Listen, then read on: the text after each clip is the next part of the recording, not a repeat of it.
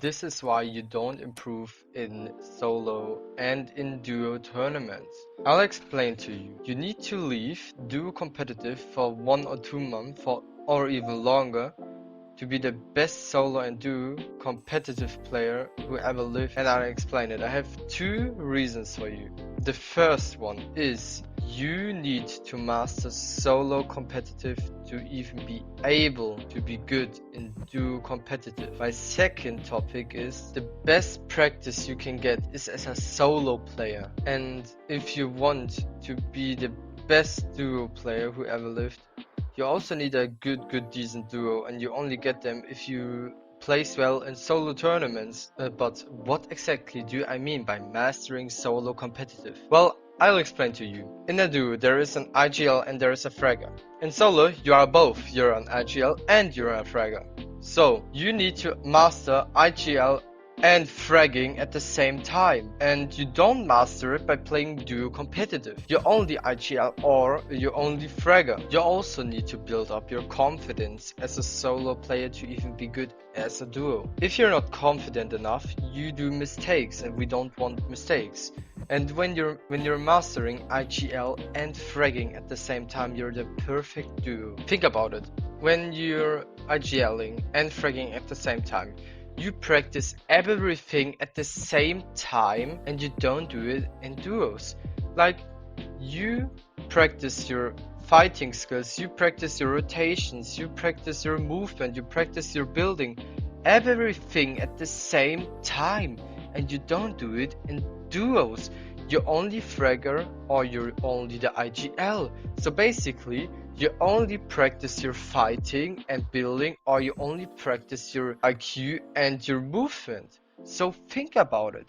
It's way better to play everything and practice everything. It's better to practice only two things at the same time. I think you understand it, and this is also why I quitted duo competitive a month ago, and now I'm just focusing as a solo player, and there is where we get our second point in. So now you think, I can practice really well as a duo. You're right and you're wrong at the same time. You can't play aim labs as a duo. You can't train your mechanics as a duo. You only can train your aim in game and your communication. You can practice your IGLing and your fragging. So don't get me wrong. If you can fight well as a team, you have good chemistry. But if you fight really bad as a solo, it means you're not a good fighter at all. You need to practice as a solo. Like, you need to play at least 2 scrims or 5 scrims a day. You need to free build almost half an hour a day. Play solo rank for 1 or 2 hours. It depends how good you want to be, and much more things. Like, I also would like to give you examples for aim labs, but I don't really use aim labs for myself because I don't have the time for it. There are more things, like you need to practice to don't get the tunnel vision as a solo, to import it over to duo competitive. You only get better as a solo to be able to play duo, and really trust me, try it out for yourself.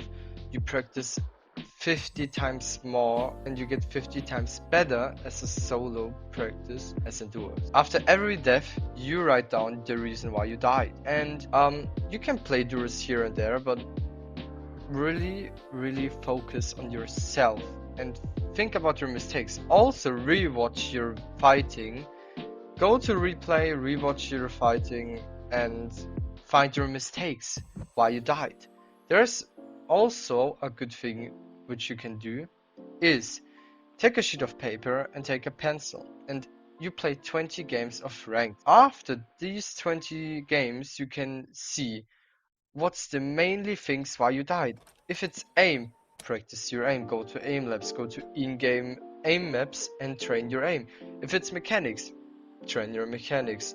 You need more edit skills, go to editing maps. There are so many maps, and I can but please don't get me wrong, practicing with a friend is really helpful. It's also more helpful when your friend is better than you, so you learn from a better player. You also need to take criticism because many players don't really take it.